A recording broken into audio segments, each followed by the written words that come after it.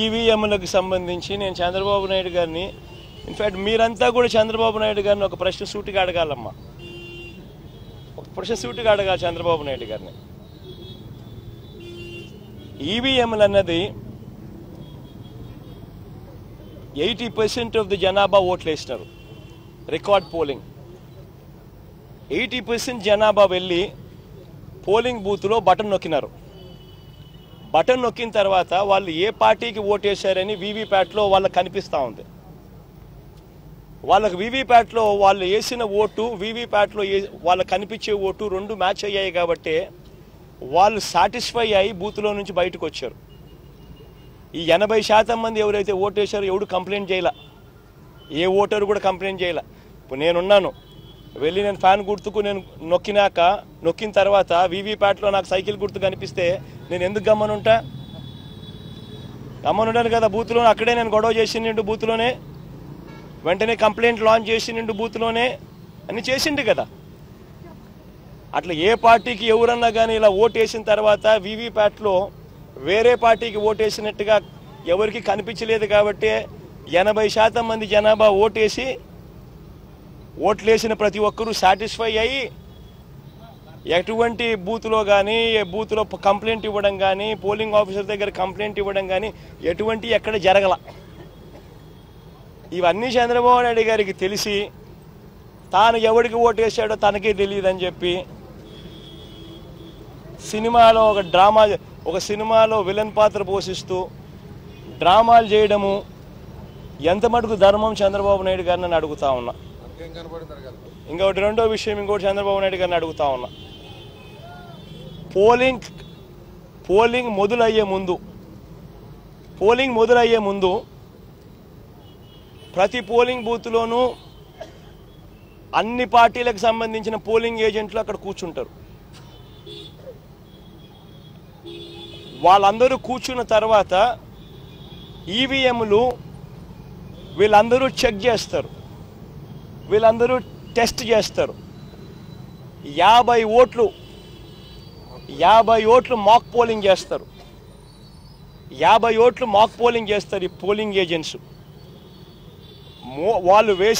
వాళ్ళు నొక్కిన గుర్తు వీప్యాట్లో వాళ్ళకు స్లిప్ ఏదైతే బయటకు వస్తుందో ఆ గుర్తు రెండు మ్యాచ్ అయినాయా లేదో చూసుకుంటారు. చూసుకున్న తర్వాత వీళ్ళు సంతకాలు పెడతారు, పోలింగ్ ఏజెంట్ సంతకాలు పెడతారు. మేము వెరిఫై చేసినాము, 50 ఓట్లు ఒక్కొక్కరు 50 ఓట్లు వెరిఫై చేసినాము, ఈవీఎంలు బాగా పనిచేస్తూ ఉన్నాయి అని సంతకాలు పెడతారు. ఆ సంతకాలు పెట్టిన తర్వాతనే జనరల్ ప్రజలకు, పబ్లిక్కు ఓటింగ్ను పర్మిట్ చేస్తారు. ఓటింగ్ తర్వాతనే అవకాశం ఇస్తారు జనరల్ పబ్లిక్కు. మరి ఇటువంటి తెలుగుదేశం పార్టీకి సంబంధించిన ఏజెంట్లే అన్ని పార్టీలకు సంబంధించిన ఏజెంట్లతో పాటు కలిసి నొక్కి వీవీప్యాట్లలో కూడా దాన్ని చూసుకొని కరెక్ట్గా అన్నీ పనిచేస్తూ ఉన్నాయని చెప్పి వెరిఫైడ్ అని చెప్పి సంతకం పెట్టి పోలింగ్ ఆఫీసర్లకు ఇచ్చిన తర్వాతనే పోలింగ్ మొదలైంది. మళ్ళీ ఏ రకంగా చంద్రబాబు నాయుడు గారు చెప్తారు ఈ రకంగా ఈవీఎంలు అది జరిగాయి, ఈవీఎంలు ఇది జరిగాయి, నేను ఎవరికి ఓటేసానని నాకు తెలీదు అని చెప్పి ప్రజలను తప్పుదోవ పట్టించడం నిజంగా ఒక ముఖ్యమంత్రి స్థాయిలో ఉన్న వ్యక్తి చేయదగ్గ పనేనా అని అడుగుతా ఉన్నా. ఇక మూడోది చంద్రబాబు నాయుడు గారిని మీ తరపున అడుగుతా ఉన్నా, మీరు కూడా దయచేసి అడగండి. ఇదే పెద్ద మంచి చంద్రబాబు నాయుడు 2014లో గెలిచింది ఈవీఎంలతో కాదా? అప్పుడన్నా ఇంకా వీవీప్యాట్లో ఇంకా లేవు, ఇంకా మేము అనాలా. అప్పుడు బటన్ ఎవరికి నొక్కినామో ఎవరికి పోటు పడిందో మాకు తెలియదని మేము అనాలా. కానీ ఇక్కడైతే కనీసం కనిపిస్తూ ఉంది. వీవీప్యాట్ తర్వాత ఇంకా వీవీప్యాట్ కూడా వచ్చింది. బటన్ నొక్కిన తర్వాత వీవీప్యాట్లో కనిపిస్తూ ఉంది ఏ పార్టీకి ఓటేసామని. అప్పుడు చంద్రబాబు నాయుడు 2014లో గెలిచినప్పుడు అది కూడా లేదు, అయినా మేమేమనలా. చంద్రబాబు నాయుడు గారు నంద్యాల బై ఎలక్షన్ చేసినాడు, తర్వాత 30,000తో గెలిచినాడు నంద్యాల బై ఎలక్షన్. అప్పుడు ఇదే ఈవీఎంలు ఇదే వీవీప్యాట్ ఆయనకు అనుకూలంగా తీర్పు వస్తే ఏమలా అన్ని బాగున్నాయి. వీవీప్యాట్లు బ్రహ్మాండంగా ఉన్నాయి, ఈవీఎంలు బ్రహ్మాండంగా ఉన్నాయి. మరి ఇదే ఈవీఎంలు జనరల్ ఎలక్షన్స్కు 3 నెలల ముందు రాజస్థాన్, ఛత్తీస్గఢ్, మధ్యప్రదేశ్ 3 రాష్ట్రాలలో కాంగ్రెస్ పార్టీ గెలిచింది, ఇంక్లూడింగ్ కర్ణాటకలో కూడా 4 రాష్ట్రాల్లో కాంగ్రెస్ పార్టీ గెలిచింది.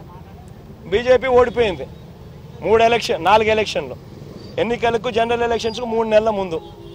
మళ్ళీ అప్పుడు ఇవే ఈవీఎంలే కదా, అప్పుడు ఎందుకు చంద్రబాబు నాయుడు మాట్లాడలేదు? ఒక ముఖ్యమంత్రి స్థాయిలో ఉన్న వ్యక్తి ప్రజలు తనను వ్యతిరేకంగా ఓటు వేస్తున్నారు అని చెప్పి తెలిసి ప్రజల గాలి తన వైపు లేదు అని తెలుసుకొని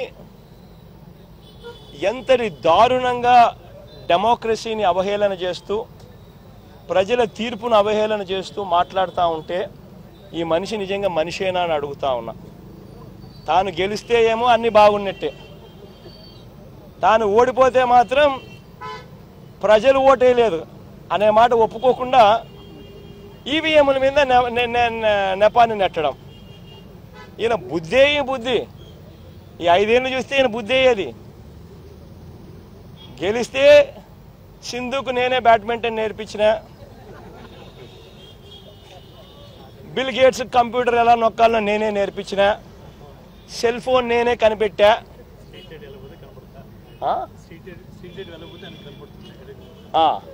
ఎక్కడన్నా కానీ స్ట్రీట్ లైట్ వెలగకపోతే నా కంప్యూటర్లో నాకు కనిపిస్తుంది. ఇవన్నీ ఓడిపోతే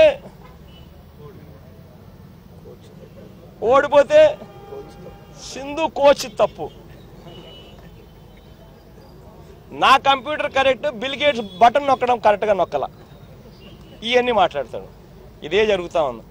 ప్రజలు చంద్రబాబు నాయుడు గారు 5 సంవత్సరాల పరిపాలన చూశారు, ఆయన చేసిన మోసాలను చూశారు, ఆయన చేసిన అన్యాయాలను చూశారు, ఆయన చేసిన అధర్మ పరిపాలన చూసిన తర్వాత ప్రజలు ఈ 5 సంవత్సరాల చంద్రబాబు నాయుడు గారి పరిపాలనతో ప్రజలు విసిగెక్కిపోయి ఇక వద్దు బాబు చంద్రబాబు నాయుడు నీ పరిపాలన, బాయ్ బాయ్ బాబు అని చెప్పి ప్రజలు పూర్తిగా డిసైడ్ చేసుకుని చంద్రబాబు నాయుడుకు బాయ్ బాయ్ బాబు చెప్పినారు.